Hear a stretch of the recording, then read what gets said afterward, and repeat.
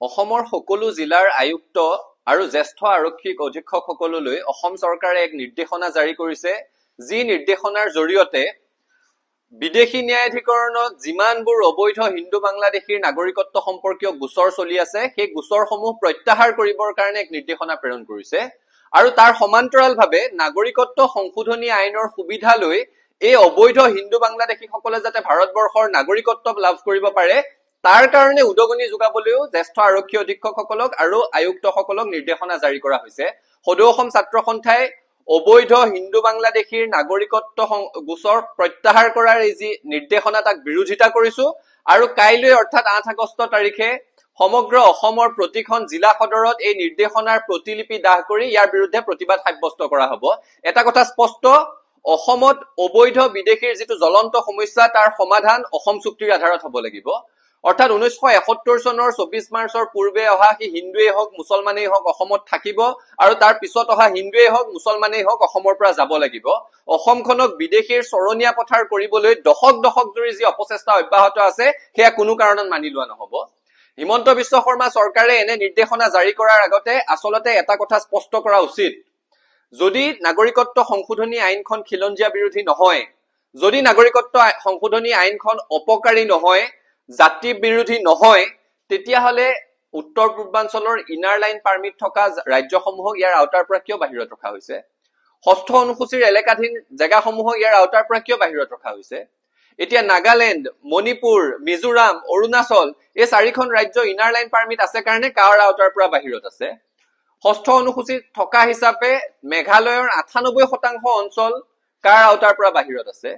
ত্ৰিপুৰাৰ প্ৰায় 67% অঞ্চল কাৰ আওতাৰ পৰা বাহিৰত আছে? অসমৰো বিটিআৰ অঞ্চলৰ 5খন জিলা, পাৰ্বত্য জিলা 3খন, 8খন জিলা কাৰ আওতাৰ পৰা বাহিৰত আছে। যদি কাখন এই গোটেই অঞ্চলসমূহৰ কাৰণে অপকাৰী, তেতিয়াহলে ষষ্ঠ অনুসূচীৰ এলেকাধীন নোহোৱা বাকী জিলাকেইখন অসমৰ কিহৰ কাৰণে কাৰ আওতাত ৰখা হৈছে? এটা একদম বুনিয়াদী প্ৰশ্নৰ হিমন্ত বিশ্ব শৰ্মাই উত্তৰ দিয়া উচিত। কাখন যদি বাক্সাত বেয়া, কাখন যদি তামুলপুৰত বেয়া, কাখন নলবাৰী আৰু বৰপেটাত কি ধৰণেৰে ভাল হ'ব পাৰে? কাখন যদি কাৰ্বি আংলঙত বেয়া, কাখন হুজাই আৰু মৰিগাঁৱত কি ধৰণেৰে ভাল হ'ব পাৰে? বিদেশীক অসমত পাৰ পুখুৰী খেলিবলৈ মাতিছে নেকি তেওঁলোকে? ৰাস্তাটো পাৰ হৈ দিলে বাক্সা তেওঁলোক নাগৰিক নহয়, ৰাস্তাটো পাৰ হৈ দিলে নলবাৰীত তেওঁলোক নাগৰিক হয়। বিদেশীক লৈ পাৰ পুখুৰী খেলিব বিচাৰিছে নেকি? আৰু হিমন্ত বিশ্ব শৰ্মাই এটা কথা কৈ আছিলে যে কাৰ জৰিয়তে মাত্ৰ 8জনেহে নাগৰিকত্বৰ কাৰণে আবেদন কৰিছে, অসমৰ মানুহে ভয় খোৱাৰ কোনো প্ৰয়োজন নাই। তেতিয়াই আমি কৈছিলো কেৱল 8জনক নাগৰিকত্ব প্ৰদান কৰিবৰ কাৰণে 5জন অসমীয়াক গুলিয়াই হত্যা কৰা হল নেকি?